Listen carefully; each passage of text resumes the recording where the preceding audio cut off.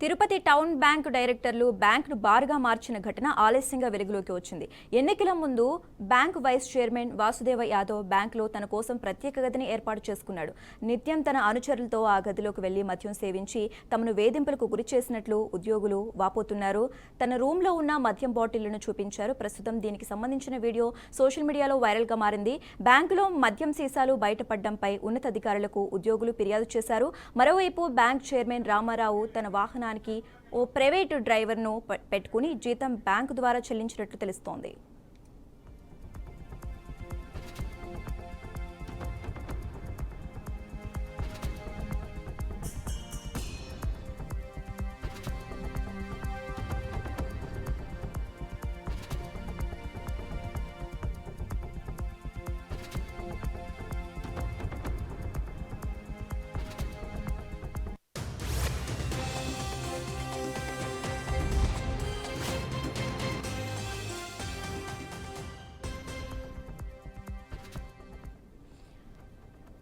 ఇక ఇదే అంశానికి సంబంధించి మరింత సమాచారం మా ప్రతినిధి గోపినాథ్ ఫోన్ ద్వారా అందిస్తారు. గోపినాథ్,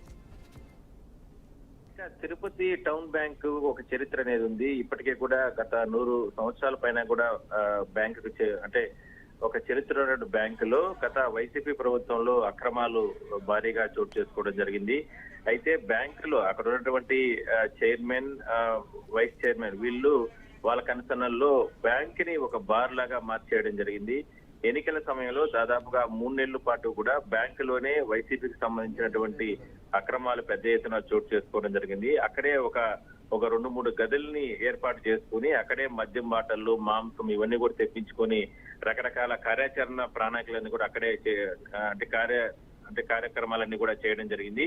వీటన్నిటినీ గుర్తించినటువంటి ఏదైతే బ్యాంక్ సిబ్బంది ఒక్కసారిగా ప్రభుత్వం మారిన తర్వాత జరిగినటువంటి ఘటనల పరిణామం పూర్తి స్థాయిలో కూడా ఉన్నతాధికారులకి ఫిర్యాదు చేయడం జరిగింది. ప్రస్తుతానికి అధికారులు కూడా దీనిపైన పూర్తి స్థాయిలో కూడా విచారణ జరుపుతున్నారు. ఎవరెవరు ఈ గతంలో ఇక్కడ ఉన్నటువంటి చైర్మన్ తో పాటు అంటే వైస్ చైర్మన్ తో పాటు మిగిలిన వాళ్ళు ఎవరెవరు ఇందులో పాల్గొన్నారు, ఎవరెవరు కన్సర్నర్లు ఇవన్నీ కూడా భారీగా అంటే ఈ రకంగా మద్యం మాంసం తెచ్చుకొని జల్సాలు ఎవరెవరు చేశారనే దాని మీద కూడా పూర్తి స్థాయిలో కూడా విచారణ జరుపుతున్నారు. త్వరలోనే ప్రభుత్వ ఆదేశాల ప్రకారం కలెక్టర్ కి వీళ్ళకు కూడా ఫిర్యాదు చేసిన తర్వాత ఇప్పటికే బ్యాంక్ అధికారులు ఫిర్యాదు చేయడం జరిగింది. ఎవరెవరి పైన ఫిర్యాదు చేశారనేది మరి అంటే ఇవాళ రేపు లోపల తెలిసే అవకాశం అయితే ఉంటుంది. అయితే ఇందులో ఎంతమంది పాల్గొన్నారు, ఇంత విచ్చలవిడిగా బ్యాంకు అంటే ఎంతో మంది పేదలు అంటే తిరుపతి జిల్లాలో తిరుపతిలో ఉన్నటువంటి టౌన్ బ్యాంక్ కి సంబంధించి ఎంతో మంది ఖాతాదారులు ఉంటారు.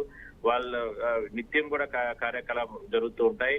బ్యాంకులు అంటే గత వైసీపీ ప్రభుత్వ హయాంలో ఇదే బ్యాంకులో లోన్లు తీసుకున్నటువంటి ఖాతాదారుల నుంచి కూడా ముక్కుపుండి వసూలు చేశారు ఈ బ్యాంకు సంబంధించినటువంటి అనుచరులు. మరి ఈ రకంగా ఇంత దారుణంగా మద్యం బాటలు తెచ్చుకొని మాంసం తెచ్చుకొని ఈ రకంగా కార్యక్రమాలు జరుపుతుంటే ఎందుకు పై స్థాయిలో చర్యలు తీసుకోవాలనేది ప్రశ్నార్థకంగా మారింది. దీనిపైన మాత్రం తిరుపతి టౌన్ బ్యాంక్ లో జరిగినటువంటి ఈ ఇష్యూకి సంబంధించి మాత్రం త్వరలోనే పోలీసులు కూడా కేసులు నమోదు చేసే అవకాశం అయితే ఉంది. ప్రభుత్వ ఆదేశాల ప్రకారం కూడా అరెస్టులు చేసే అవకాశం కూడా ఉందని మనం చెప్పొచ్చు. శశిరేఖ.